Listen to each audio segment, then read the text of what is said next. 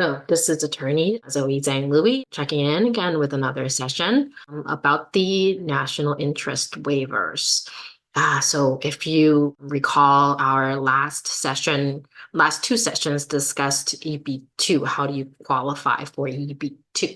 Well, even if you qualify for EB-2, you would still need to go through the labor certifications process, which could take roughly, I don't know, 2 years, but it's really hard to estimate in this current environment. If you qualify for the national interest waiver, you waive that entire labor certifications process. So once you qualify for the EB-2, how do you now qualify for the national interest waiver? Back in 2017 or late 2016, matter of Dhanasar came out, which essentially gave us, what is it now, 7 years of really, really beneficial national interest waiver language. We don't know if it seems like it's might be a little less friendly now, but nevertheless, the case still applies to in discussing it, and working on our cases currently. Today, I'm going to go through generally how to qualify for the national interest waiver and waive the job offer requirement. And then the next session, we'll discuss specifically for those that are entrepreneurs. Okay, so let me get started. And so matter of Dhanasar, right now we just go right down to page 6 of this case. One of the issues is that we discuss is called substantial merit and national importance. And as long as you can prove that your case has a substantial merit, so it's going to improve a range of areas such as business, entrepreneurialism, science, technology, culture, health, or education. If you're working in one of these fields, that shows substantial merit. And then later, so before we move on to the national importance section, now, for example, endeavors related to research, pure science, and the furtherance of human knowledge may qualify.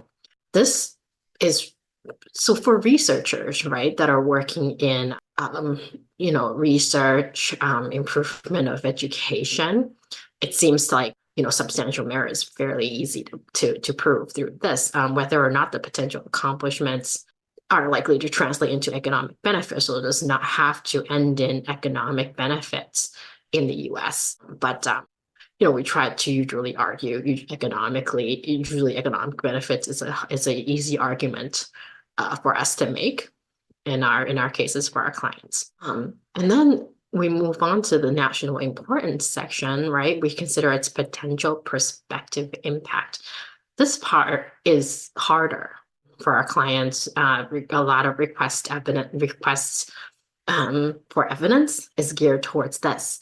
Even ventures and undertakings that have their focus in one geographic area may be considered prospective impact, may have a national impact.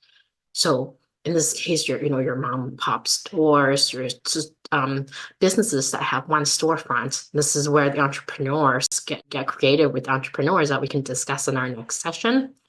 How do you show national impact for a business that's just located in one area? Dhanasar has said that it qualifies, and we have to this day still 100% approval rate for our national interest waiver cases, and we've done a lot of entrepreneurs. And so we'll keep going here. Other substantial positive economic effects, particularly in an economically depressed area, may qualify. So for your businesses that are starting up in a economically depressed area, that's shown, through our legal work and document collection, that if it has the potential for substantial job creation, what's enough, what's not enough, that's of course legal work. Job creation, it will qualify for national importance. After we show the first prong, then we shift to the well-positioned discussion. So where we consider things like the individual's education, master's degree, other training certificates, skills, your licenses, again, training certificates, what you've contributed in the field, knowledge and record of success, your publications, your past record in job creation, and then the model of plan for future activities. that's your business plan, or it could be a personal statement of your future endeavor, that we definitely help the clients narrow down on, okay, what do I address in a future endeavor? This is a requirement to show national impact. You can't skip over that. And then lastly, any progress, the last few things, any progress towards achieving the proposed endeavor and the interest of potential customers, users, investors, or other relevant entities. This is your support letters that we really extensively work with our clients to draft to show potential users of your products. It does not have to be all of these items. Let's see, 1, 2, 3, 4, 5, 6, 7. You don't have to show all 7. It's drawn, like we'll show in our next section for entrepreneurs what are the important items that immigration will look for.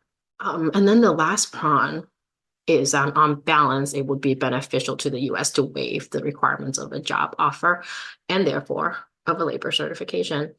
That's a balancing act. This is a lot of legal arguments that a lot of our clients who decide to do it themselves have a hard time with arguing, because you do have to know, number one here, whether in light of the nature of the foreign national's qualifications, it would be impractical either for the foreign national to secure a job offer or to obtain a labor certification. You have to know how long labor certifications are taking. You have to know why there's urgency for this beneficiary to be in this position as soon as possible. You have to know why certain STEM positions might be sufficiently urgent, might need to be in this position, and what it takes to do a labor certification process. So, and then the next part is even assuming that other qualified workers are available, the U.S. would still benefit.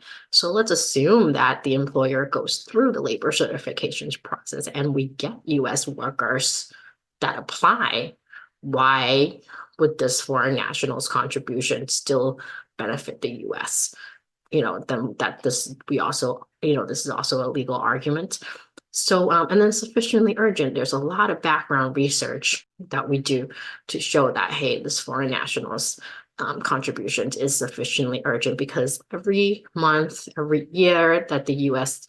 delays in approving this person's case, this is my argument, that this much money is going to be wasted, this much money is going to be wasted. So needless to say, this case has a lot of legal argument. We get a lot of requests for evidence that come to us for clients who, choose to do it themselves and then is not able to explain fully. And I know that the legal environment these days is getting harsher on the national interest waiver front. We're available if you want to schedule a consultation. Go ahead and schedule. The information we provide right after this, or subscribe for more of these types of discussions. All right, later.